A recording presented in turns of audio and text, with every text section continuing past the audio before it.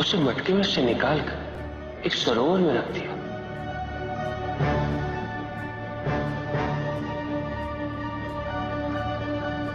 किंतु उस एक ही रात में सरोवर में रखने के पश्चात भी उसका आकार इतना बड़ा हो गया कि उसे नदी में रखना पड़ा।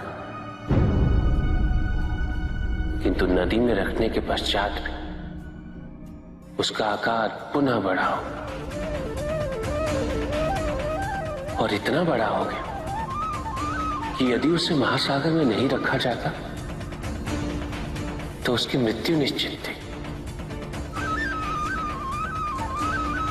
राजा सत्यव्रत उसे महासागर की ओर ले गए।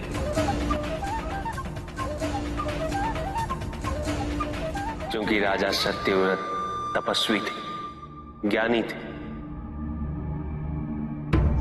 उन्हें आभास हुआ कि ये कोई साधारण मछली नहीं, ये स्वयं साक्षात भगवान विष्णु ही है। भगवान विष्णु राजा सत्यव्रत की उदारता से अत्यंत प्रसन्न थे। इसीलिए उन्होंने राजा सत्यव्रत को मत्स्य रूप धारण करने का कारण बताया। साथ ही उन्होंने सत्यव्रत से कहा कि आज से 7वें दिन प्रलय आएगा, समस्त पृथ्वी जल में समा जाएगी। किंतु आप सप्त ऋषियों के साथ साथ अनाज, वनस्पति व अशुद्धों की प्रत्येक प्रजाति के बीज और प्रत्येक पशु का एक एक जोड़ा लेकर एक विशाल नौका में सवार होकर मेरी प्रतीक्षा कीजिएगा। केवल एक ही स्थान ऐसा होगा जिसकी ऊंचाइयों को जल छू नहीं पाएगा। मैं लौटूंगा और आपको वहां लेके चलूंगा। ऐसा कौन सा स्थान था? हिमालय पर, अर्थात तुम्हारी माता के पिता हिमालय। फिर क्या हुआ? ऐसा कह के भगवान विष्णु समुद्र में चले गए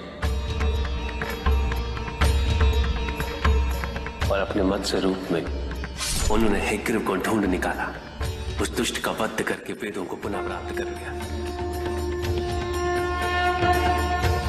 तो क्या प्रलय आया? हाँ, ठीक 7वें दिन।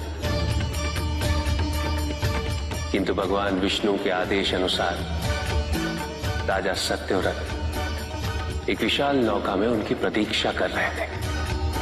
तभी विष्णु जी एक सींग वाली विशाल स्वर्ण मत्स्य रूप में प्रकट हुए।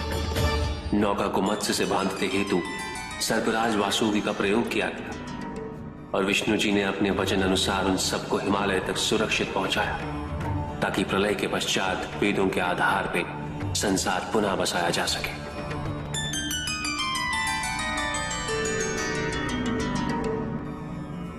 राजा सत्यव्रत मनु कहलाए। मनु अर्थात मानव जाति के प्रणजनक।